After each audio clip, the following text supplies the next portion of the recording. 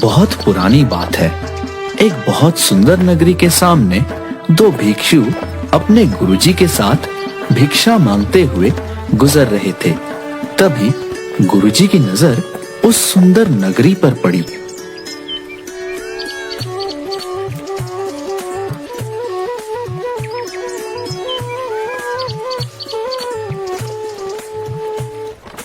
वाह वाह वाह, अति सुंदर। इस नगरी को देख के तो आंखें तृप्त हो गईं। बहुत सुंदर नगरी है। हाँ गुरुजी, बिल्कुल सही कहा। बहुत सुंदर नगरी है। बस यहाँ भिक्षा भी सुंदर मिल जाए तो आनंद ही आनंद है। बिल्कुल सही फरमाया प्रेमपाल। अब बस इस नगरी में झोली भर मिठाइयाँ और पकवान मिल जाएं, फिर तो आनंद ही आनंद है। अच्छा अच्छा, ठीक है। चलो अब ध्यान से सुनो। कुछ भिक्षा में मिले तो भगवान को भोग लगे। बच्चा प्रेमपाल, तुम नगरी में पूर्व दिशा की ओर जाओगे और बच्चा वीरपाल, तुम नगरी में पश्चिम दिशा की ओर जाओ और जो भिक्षा में मिले सहज स्वीकार कर सूरज ढलने से पहले यही मिलना। चलो चलो, अब भिक्षा के लिए प्रस्थान करो। जी गुरुजी महाराज।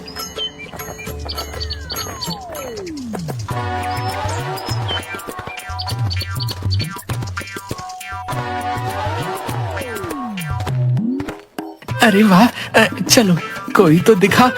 ऐसा करता हूँ, एक बार राशन का दाम पूछता हूँ। अगर सस्ता हुआ तो थोड़ा ले चलूंगा अपने साथ। गुरुजी महाराज बड़े प्रसन्न होंगे। क्यों बनिए, आटे का क्या भाव है? अरे अरे बाबा जी, प्रणाम बाबा जी। टके सेर बाबा जी। और चावल? वो भी टके सेर। और चीनी? चीनी क्या भाव दी? टके सेर। सब टके सेर? ये सब सच है क्या? एक बार दूसरी दुकान में पूछ कर देखता हूँ, उधर का क्या हाल है।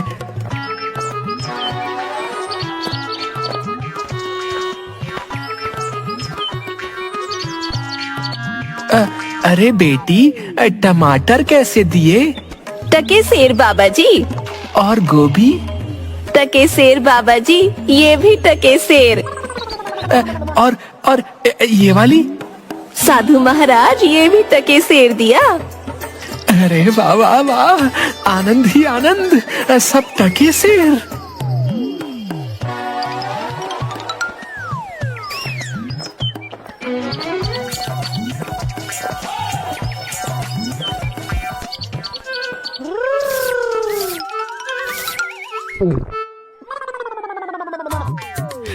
ओ भाई हलवाई, मिठाई किस भाव देते हो? कौन हो? किस देश से आए हो? टके शहर की नगरी में क्या सोच के आए हो? कविता, तो हम कहाँ कम हैं, ये लीजिए।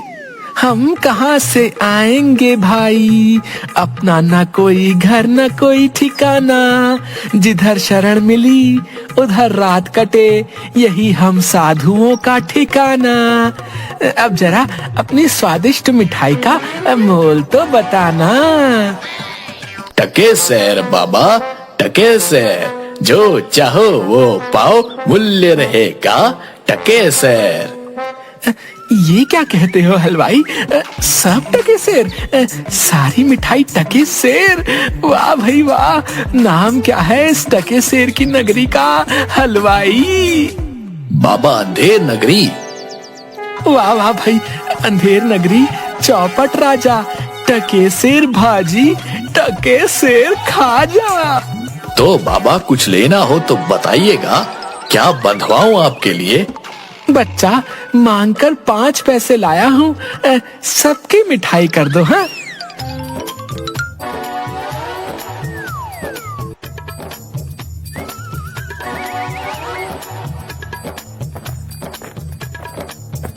वाह वाह वाह वाह, क्या किस्मत पाई है। आज तो भिक्षा में प्रभु ने प्रसन्न कर दिया। जय हो प्रभु, जय हो।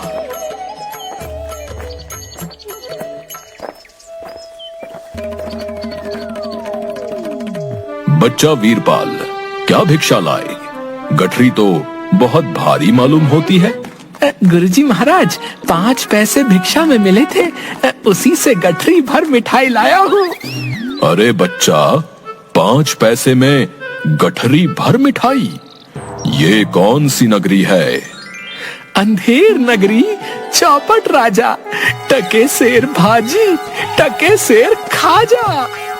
अरे राम राम राम राम, राम बचाए लाखों पाए।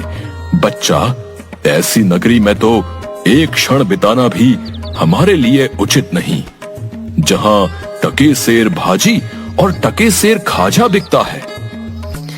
गुरुजी, ऐसा तो संसार भर में कोई देश नहीं है जहां 2 पैसे पास रहने से मजे से पेट भरता है।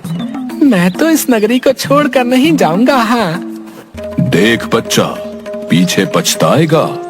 मैं तो इस नगरी में एक पल भी नहीं रहूंगा। देख, मेरी बात मान, पीछे पछताएगा। मैं तो जाता हूं, पर इतना कह देता हूं कि कभी संकट पड़े तो याद करना। देख वीरपाल, क्यों जिद करता है? जब गुरुजी ने कहा चल, तो चल यहाँ से।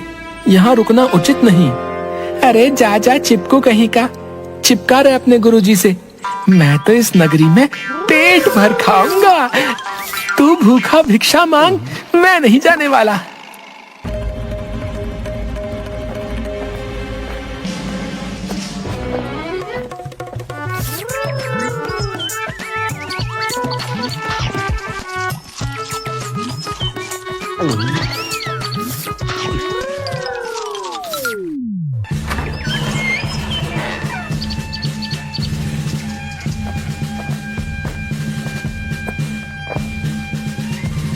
ना ना, रोना नहीं, चुप हो जाओ।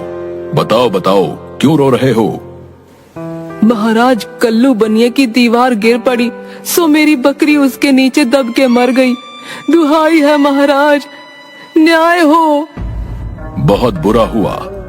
हाँ, तो फिर जाओ, उस कल्लू बनिए को पकड़ कर लाओ।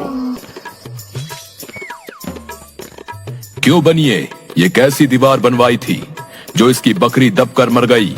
बता। महाराज, मेरा कुछ दोष नहीं, कारीगर ने ही ऐसी दीवार बनाई कि गिर पड़ी, इसमें मेरा कुछ दोष नहीं। ये तो बेकसूर है, छोड़ दो इसे और कारीगर को पकड़ कर लाओ। हाँ, सारा किया धरा उसी का है।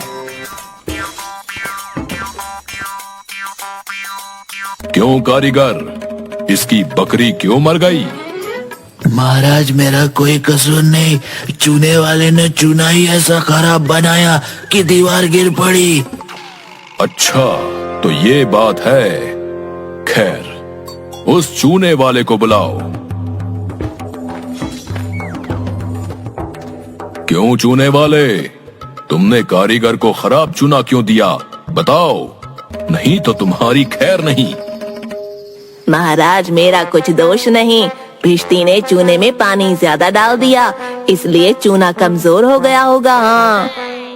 अच्छा, अब समझ आई बात। उस भिश्ती को लाओ हमारे सामने।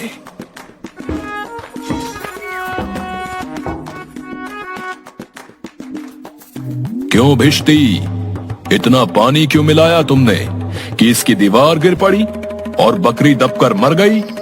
महाराज, गुलाम का कोई कसूर नहीं, कसाई ने मशक ही इतनी बड़ी बना दी थी कि उसमें पानी ज्यादा आ गया। अच्छा, कसाई को लेकर आओ और इस भिश्ती को निकालो यहां से। क्यों कसाई, तुमने ऐसी मशक क्यों बनाई? महाराज, गड़िया ने टकेसर में इतनी बड़ी भेड़ मुझे बेची कि मशक बड़ी बन गई। अच्छा, तो चलो इस कसाई को निकालो यहां से और गडरिये को लाओ यहां पर। क्यों गडरिये, ऐसी बड़ी भेड़ क्यों बेची तुमने? महाराज, उधर से कोतवाल साहब की सवारी आ रही थी, इस कारण मैंने छोटी बड़ी भेड़ का ख्याल ही नहीं किया। मेरा कुछ कसूर नहीं। अच्छा, इसको अब निकालो और कोतवाल को पकड़ कर लाओ। महाराज मेरा कसूर कैसे? मैं तो शहर के इंतजाम के लिए आया था। भला अगर अपना काम नहीं करूंगा तो अपना फर्ज कैसे निभाऊंगा? ये तो बड़ा गजब हुआ। कहीं ऐसा ना हो कि ये बेवकूफ अपने चक्कर में पूरे नगर को फूंक दे। नहीं नहीं, तुमने इतने धूम से सवारी क्यों निकाली? हाँ हाँ मंत्री जी, सही कह रहे हैं। तुमने इतनी धूम से सवारी क्यों निकाली, जिसका परिणाम ये हुआ कि बकरी मर गई।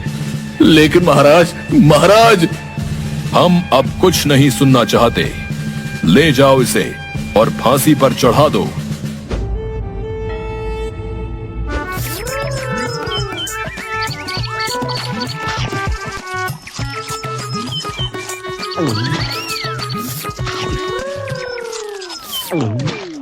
गुरुजी भी ना मुझे इस खूबसूरत नगरी से जाने को बोल रहे थे।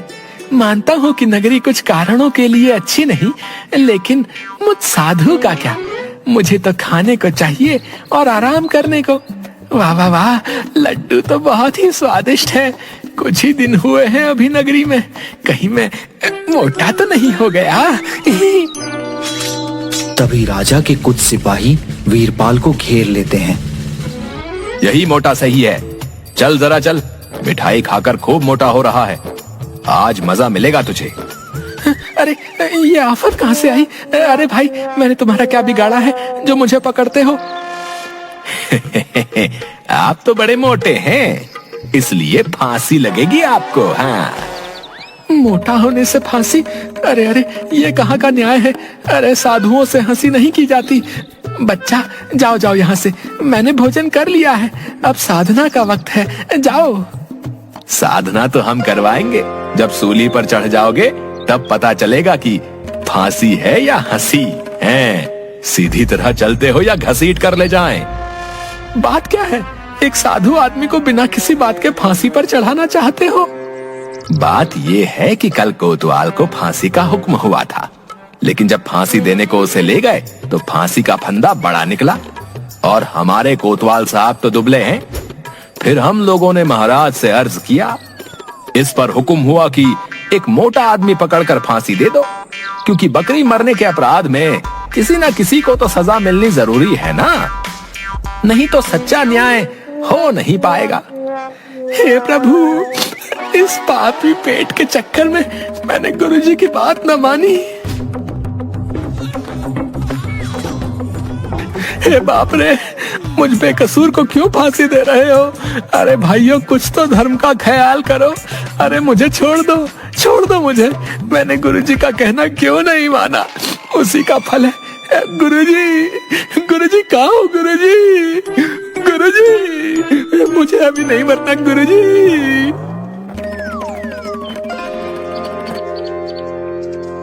अरे बच्चा वीरपाल, तेरी ये क्या दशा है? गुरुजी, दीवार के नीचे बकरी दब गई, जिसके लिए मुझे फांसी दी जा रही है। गुरुजी, बचाइए मुझे गुरुजी। अरे बच्चा, अरे मैंने तो तुझसे पहले ही कहा था, ऐसे नगर में रहना ठीक नहीं, लेकिन तूने मेरी बात नहीं मानी। मैंने आपका कहा नहीं माना, उसी का फल मिल रहा है मुझे। बचाइए गुरुजी, बचाइए। देख बच्चा, डर मत। सुनो सब, मुझे अपने शिष्य को अंतिम उपदेश देना है।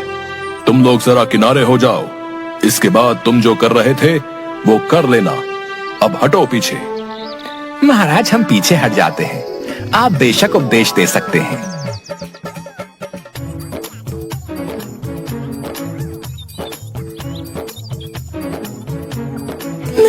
तब तो गुरुजी, हम अभी फांसी पर चढ़ेंगे। अरे नहीं बच्चा, हमने इतना समझाया नहीं मानता। हम बूढ़े हुए, हमको चढ़ने दो फांसी पर। भला तुम्हारा पूरा जीवन शेष है, मजे से गुजारो। नहीं गुरुजी, स्वर्ग जाने में बूढ़ा जवान क्या, आप सिद्ध हैं गुरुजी। आपको गति अवगति से क्या मतलब? मैं चढ़ूंगा फांसी पर। भाई ये क्या मामला है? अभी तक तो ये मोटा साधु रो रहा था, लेकिन अब ये पहले फांसी पर चढ़ने के लिए लड़ रहा है। समझ में नहीं आता। महाराज को इसकी खबर देकर आता हूँ। सैनिक तुरंत महाराज के पास जाते हैं। महाराज, एक चेले से मिलने गुरु आया, कुछ कान में बोला। तभी से गुरु चेले में फांसी पर चढ़ने के लिए लड़ाई चल रही है। गुरु कहता है मैं चढ़ूंगा, चेला कहता है मैं चढ़ूंगा। ये क्या माजरा है, पता लगाना पड़ेगा। चलो गुरुजी महाराज के पास ले चलो हमें, हम उनसे पूछेंगे कि आखिर माजरा क्या है। बताइए गुरुजी महाराज, आप फांसी पर क्यों चढ़ना चाहते हैं? महाराज, इस समय ऐसी शुभ घड़ी है कि जो भी पहले फांसी पर चढ़ेगा उसे स्वर्ग की प्राप्ति होगी। तब तो हम ही फांसी पर चढ़ेंगे। नहीं, हमको फांसी की सजा मिली थी ना, हम ही चढ़ेंगे। हमको हुक्म है। हाँ भाइयों, जल्दी करो, हमको फांसी दो। हाँ। नहीं नहीं, हम लटकेंगे, हमारे कारण ही तो दीवार गिरी थी ना। चुप रहो सब लोग। महाराज के होते हुए कौन स्वर्ग जा सकता है? हमको फांसी पर चढ़ाओ, जल्दी जल्दी करो।